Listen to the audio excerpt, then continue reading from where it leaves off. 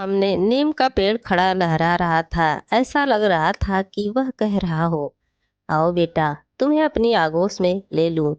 तुम्हें चिंता करने की जरूरत बिल्कुल भी नहीं है। बस अपनी कुछ उम्मीद को लेकर मैंने मायके के दहलीज पर कदम रखे थे, यह सोचकर कि शायद मेरे कदम रखते ही मेरे तीनों भाइयों के बीच का मतभेद खत्म हो जाएगा। मगर सिर्फ यह मेरी ही भूल थी। सामने तीन दीवारें खड़ी दिखाई दे रही थीं। दिलों के बीच दीवार खड़ी हो चुकी थी। बस यह कैसे खत्म होती। झगड़ा सिर्फ इस नीम के पेड़ को लेकर था। यह किसके हिस्से में हो, इस बात को लेकर तीनों के बीच घमासान जारी था। अंततः यह निर्णय लिया गया कि इस पेड़ को गिरा दिया जाएगा और इसकी लकड़ियों का भी बंटवारा होगा, और उस जगह का भी। अंतिम बार मैं अपने नीम के पेड़ से मिलने आई थी। देख तो लूं, आखिरी बार। नीम का यह पेड़ मेरे बचपन में की सारी खुशियों का गवाह रहा है।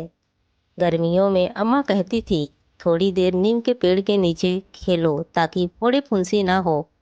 कुछ देर तक मैं उसके नीचे खड़ी हो गई। पता नहीं ईश्वर का विधान क्या है, समझ में नहीं आता। मेरे तीनों भाई आपस में जान देते थे। मैं ही उनके बीच कबाब की हड्डी बन जाती थी और लड़ाई लगाया करती थी। लेकिन ये तीनों एक दूसरे से भरपूर प्यार करते थे। बड़े भैया ने अपना इंजीनियरिंग इसलिए ड्रॉप किया था कि मझले भैया इंजीनियरिंग कर सके, क्योंकि पापा के पास इतना सामर्थ्य नहीं था कि वे दो दो बच्चों को इंजीनियरिंग पढ़ा सके। छोटा पीयूष सबका दुलारा था, अम्मा का तो लाडला था। लेकिन न जाने कौन से ग्रह का साया मेरे परिवार में पड़ गया।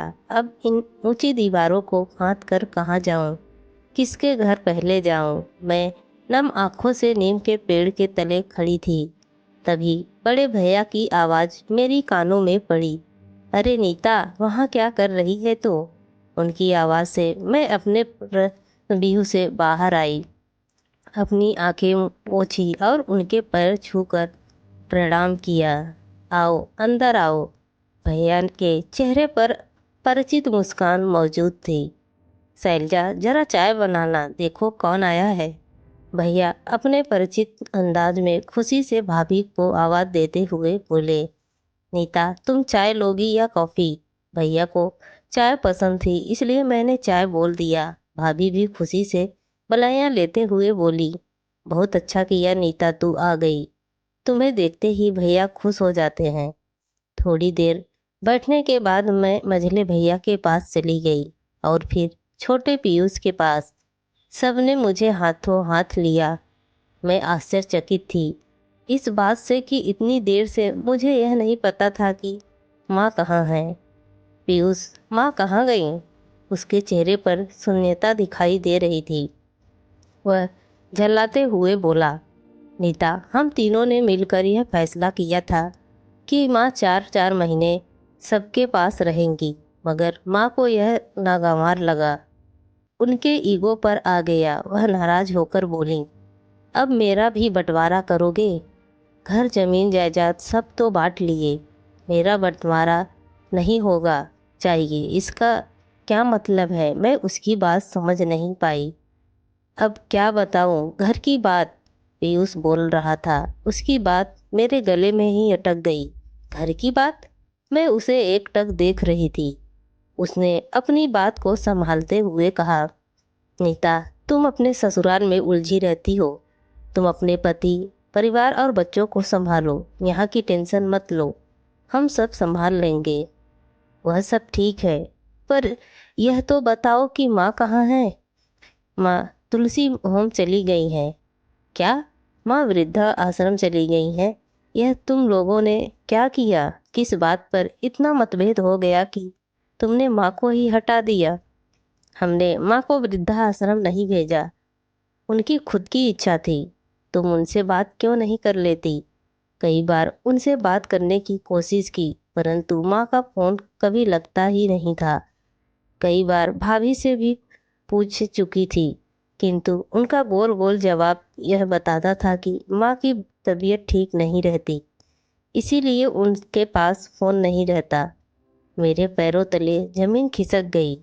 मैंने अपना पर्स उठाया कहा, मैं माँ से मिलकर आती हूँ। मेरे मन में कई सवाल आ जा रहे थे। उन्हीं सवालों के साथ मेरा ही थ्री व्हीलर रुक गया। शारदा होम यानी वृद्धा आश्रम का बोर्ड मेरा स्वागत कर रहा था। कुछ फॉर्मेलिटी करने के बाद मैं रिसेप्शन रूम में बैठ गई। थोड़ी देर में माँ को आते हुए देखा। माँ उदास नहीं थी। मुझे देखते ही उन्होंने गले से लगा लिया। यह सब क्या है? आप यहाँ क्यों हैं? अरे छोड़ो ना उन तीनों की बात।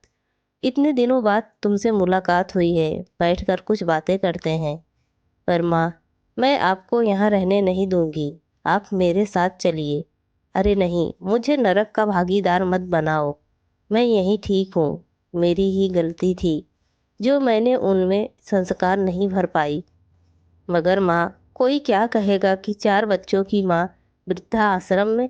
अरे वृद्धा आश्रम तो है ही नहीं ना, यह तो तेरी बड़ी मौसी का घर है, जिसे तेरे मौसा जी ने वृद्धा आश्रम में बदल दिया।